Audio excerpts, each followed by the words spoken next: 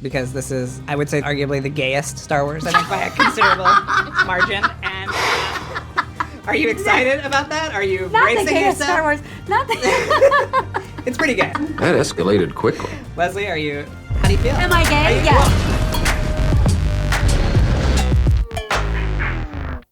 So the Acolyte dropped, and well, if you're expecting something new and original, you're going to be sadly disappointed. And if you thought Carrie-Anne Moss was going to feature a lot in this show, you'll also be sadly disappointed because... Spoilers! Because she dies before the opening credits in a very, very stupid way. We start with the antagonist of this god-awful show turning up to a space village. It's always a bloody space village in these highly imaginative shows. To murder the local Jedi Master. Where's your Jedi? I don't know, in there somewhere. Probably the pub getting pissed. To achieve this, she isn't going to do anything smart like maybe using a child for bait and setting up a trap to get this Jedi, nor is she going to try and kill the Jedi from a distance, which you think would be the smart move. No, this very overconfident, well, she is a she, so why wouldn't she be overly confident? This very confident assassin just walks up to the Jedi Master in broad daylight in a busy bar and says, Attack me with all your strength. Now, if old man Obi-Wan was there, this would have ended pretty quickly because he was happy to cut down mouthy bar drunks.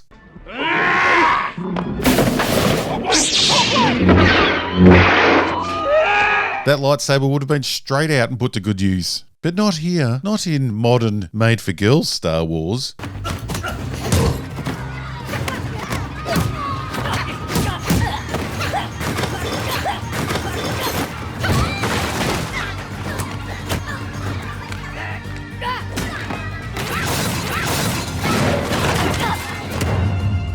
Don't do that. Instead of ending this confrontation as soon as possible, our Jedi Master here decides to show off her fighting skills to prolong the fight.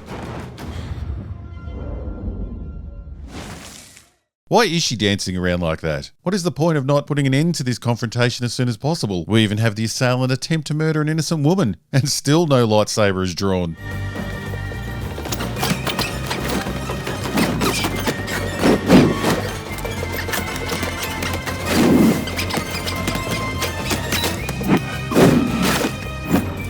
When that lightsaber is finally drawn, we get a new Leslye Headland Jedi rule to contend with.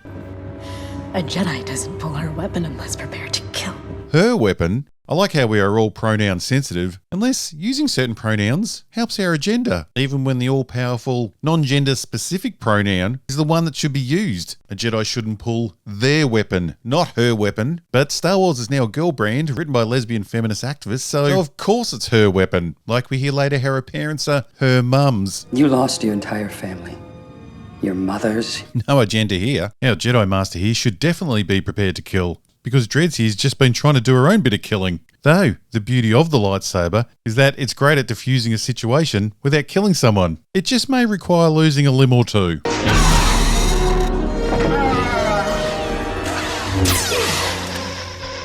It was also very good at opening doors. Which way out?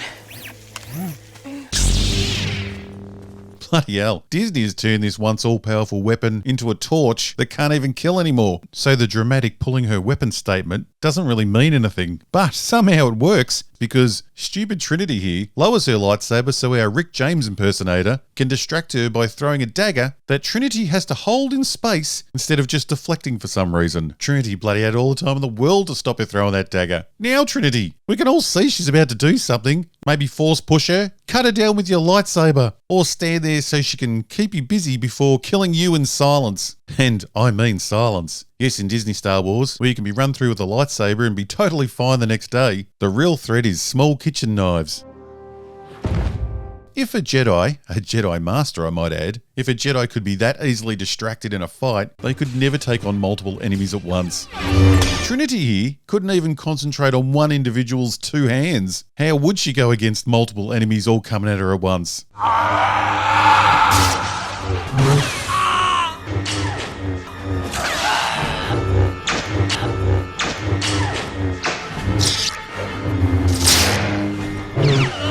Now, I always like to judge a scene by seeing if it still works after replacing a key character with another character of similar skill, to see if we could imagine the same outcome. Does anyone believe that Anakin would have died in this situation? What about Mace Windu? Qui-Gon Jinn? Obi-Wan? No, I don't believe we could imagine any of these Jedi dying in such an easy fashion. That's sort of what made the Jedi cool. Well, I think that coolness left the Jedi around 2015, and this show is going to do its best to cement the idea that the Jedi really ain't that special. And that's because Disney hates the Jedi, clearly. I'm not who I used to be. Find someone else. Rick James here, May, decides to spare the bartender because of child. Well, we think it's his child. Could be his wife for all we know. Aliens are weird that way. We then jump to May's twin sister Osha, who surprisingly has the exact same hair minus the long bits, even though they haven't seen each other for 16 years. Not the easiest hairstyle to just fall into. This whole twin thing is handled in a really weird way in this show. What could have been an interesting idea of mistaken identity, a mystery around if there really was a twin or who out of them was evil, well, we don't get any of that. The show just decides to make it very clear that there are twins and which one of the two is the good and which is the evil. And this is all done in the first episode. It's like they came up with a half-interesting idea, one that could have stretched for the length of the first season, and then panicked that their own audience would be too stupid to follow any type of mistaken identity mystery. More wrongs. Osha is a mechanic on a ship where one of her jobs is putting out crackling fires, burning like little campfires on the outside of the ship in the vacuum of space. Man, has this one scene sent the shills into a frenzy. The Disney fans love focusing on one argument they think they can win. That's way easier than defending 30 minutes of garbage writing. Yes, the online campfire defense for the crackling fire burning without oxygen is that, wait for it, George Lucas had explosions in space. Suspending disbelief is essential to enjoying sci-fi fantasy. Film is a visual medium. Explosions add to the cinematic experience and help us understand what's happening in the scene. And most of us haven't experienced an explosion. What we have experienced is a campfire's flames moving in the wind. We fully understand how that works and what it looks like. Explosions make our sci-fi fantasy look cool and help us understand the story. Campfires moving in the wind in space look really stupid. But if we do have to have the stupid scene, just have her mention an air leak and don't have the flames look exactly like a campfire moving in the wind. I tell you, a bit of mansplaining would have really helped this show.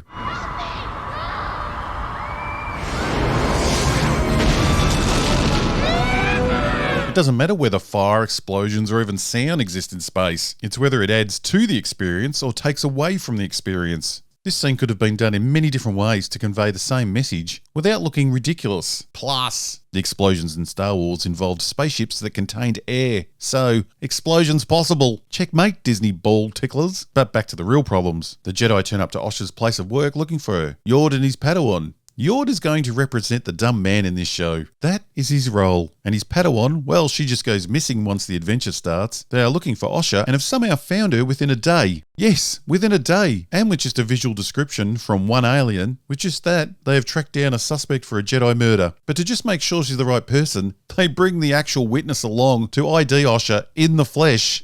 That's her! She killed the Jedi! That would be great if they did that in real life. Every time the police go to arrest a murderer or a rapist, they have to take a witness or a victim to the murderer rapist's house. What could possibly go wrong? I mean, if Osha really is capable of killing a Jedi Master, why couldn't she take out the everyday Jedi Knight, his Padawan, and then kill the only witness? I killed them all. Nothing quite like giving a Jedi Master killer a second chance at killing the only witness. And would witness IDing be reliable in the Star Wars universe? How well can this beast tell humans apart? Because if the roles were reversed, could Osha pick him out in a lineup of his kind? So how long have you been a mechanic? 6 years. Dangerous job. Look, I was trained to be a Jedi. When that didn't pan out, those skills aren't exactly transferable. Those skills aren't exactly transferable. Jedi skills not transferable. The skill of fighting moving objects without touching them and the ability to sense danger. I sense it too. Those skills aren't useful in any other job. Every rich person in the universe would be trying to hire this woman. She could name her price. You don't need to see his identification. Osha would be the ultimate personal assistant / bodyguard. Add in the mind-wiping ability they mentioned in episode 2. Please don't do the memory wipe thing or... And the space Harvey Weinsteins would pay this woman whatever she wanted. Harvey would have loved those mind-wiping skills. Isn't that right, Leslye? Yord goes full exposition dump and tells Osha her own life story, which is what we call bad writing 101. You lost your entire family. Your mothers, your sister, your village all died in the fire before Master Soul brought you into the Jedi. Characters randomly spilling their life story in some weird out-of-place way is bad enough. Mama. When I was a child, Oberyn came to take me to court. I'd never seen this man, and yet he called himself my father. But when a character explains another character's life story to them, that is always the lowest level of Shitsville writing. A considerable margin. Anyway, because of one eyewitness, who probably can't even tell humans apart, they arrest Osha for the murder of the Master Jedi. They could probably check the ship's log or ask the security if Osha had left the ship or went missing at any stage. But the writer of this show has never heard of an alibi, and she's writing for idiots, so the one alien witness should do. Now that you've been identified, the prison transport will take you back to Coruscant. Osha, who must be one of the most important prisoners in the universe at this moment, is just sent off in a prison ship that is only manned by droids. Droids that are easily taken over by a pig-faced cyborg.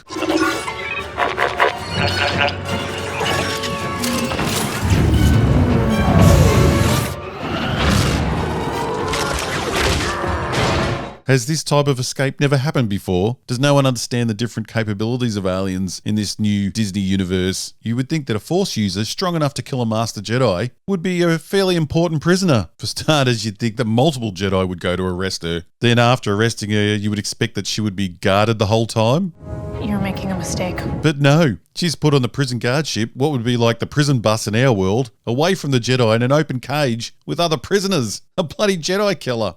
Exits are clearly marked, but you will not be using them. Should you use them, you will be shot. I would have expected it to be more like transporting Hannibal Lecter for a prisoner this important. Toughened your nipples, didn't it? Let's play the little game again of changing characters to test the scenario. If Darth Maul was captured, would he be transported with other criminals in a cage in a ship just run by robots? A cage that wouldn't prevent him from using the Force? No, he wouldn't. A cage to contain any Force user is ridiculous. Like all these Disney Plus shows, there's very little imagination in the story, even when the story calls for it. Why not have some supercell where she's contained like Obi-Wan was in Attack of the Clones? A force field cage that prevents her from using her Jedi powers, that the rest of the Jedi knows she has, because they taught her. You. And they think she's just killed a Jedi Master. The story is so badly written that the characters all treat Osha as if they've already read the script and know the outcome. It's bizarre storytelling that cancels out any sort of stakes it might have. Is it true you killed a Jedi? No.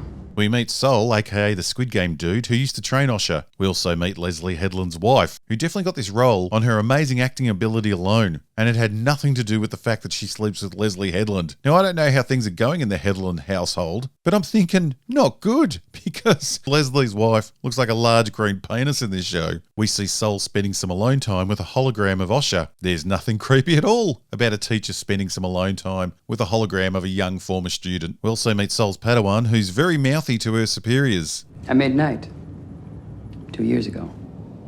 Yod, put your clothes on. Sorry, I forgot. Women don't need to show respect to men in modern Hollywood, even if they are their superiors. Or we skip that, and she just talks to him. Sol shows us that the Jedi can now mind meld and force the truth. Quiet your mind and tell me what happened to the young woman. She helped me. That should make investigating the Jedi murder very simple. And I betrayed her and took the last escape pod. Finding out important information just became really easy. If only Vader had that skill, that would have really sped things up. I want to know what happened to the plans they sent you. I don't know what you're talking about.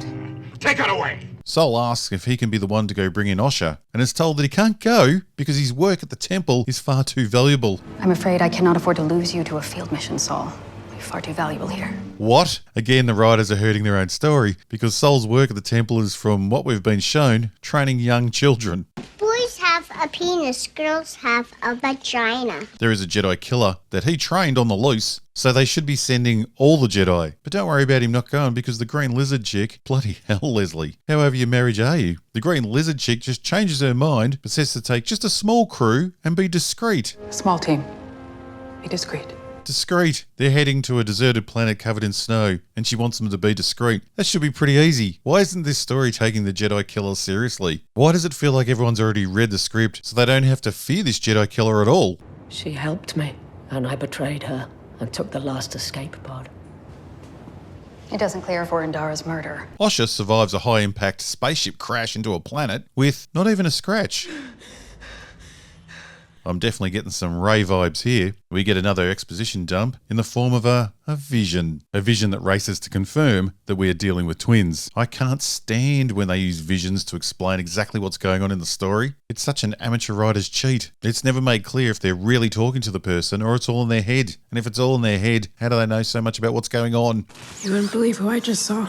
This means the show doesn't even make it through one episode without confirming that we are dealing with two people that look exactly the same. So any type of mystery is just straight out the door. Bit of a strange choice to not hire identical twins to play what is meant to be identical twins. These two kids look completely different. But we can't let the nitpicks get in the way of the real trash. I didn't know Osha was a twin. Where is this guy's Padawan? Sol explains that he saw Osha's twin die. May is dead. I saw her die. Yes, he actually saw it happen, so he's sure she's dead. I really hope that interesting story element doesn't get contradicted 2 minutes later. Do you think that... No. May is dead.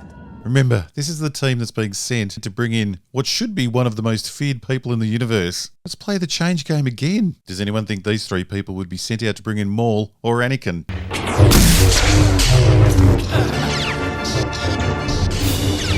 Ooh, lightsaber out. Thought the rule was you can only draw your lightsaber when you're going to kill someone. A Jedi doesn't pull her weapon unless prepared to kill. I think the only thing consistent in Leslie's life is how much she lines up for the buffet. We do a full reenactment of The Fugitive, another Han Solo movie. It's such a copy that I thought Tommy Lee Jones was going to be standing there. Step away from the edge. I didn't do it. I didn't kill my wife. I don't care. Osha! Go get a Peter Pan right here off of this dam. It's probably not wise to remind people of far better films they could be watching instead of this garbage.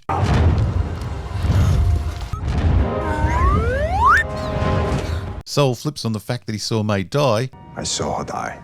And straight out believes Osha that she's innocent. May is alive. I believe you. So, goodbye any chance of this being an interesting story. I don't care. Why is Leslye Headland so intent on blunting her own story? I've seen other things Leslie's done. She seems to be able to write. Hold on, what's going on here, Leslye? What do you have to do to get a role in your shows? Looks like someone just threw a gauntlet right into my poos-poos. So anyway, the twin mystery is all cleared up by the end of the first episode. No chance of that being interesting. We then meet our chief bad guy, who I will put money on isn't a bad guy at all. That's going to be another woman in the Star Wars for Girls garbage. The said baddie stumbles over some dumbass rules about how acolytes don't use weapons. If you attack a Jedi with a weapon, you will fail. Steel or laser are no threat to them. This contradicts everything we have seen not only in this episode, but it contradicts every other Star Wars piece of content that's been made for over the past 40 years.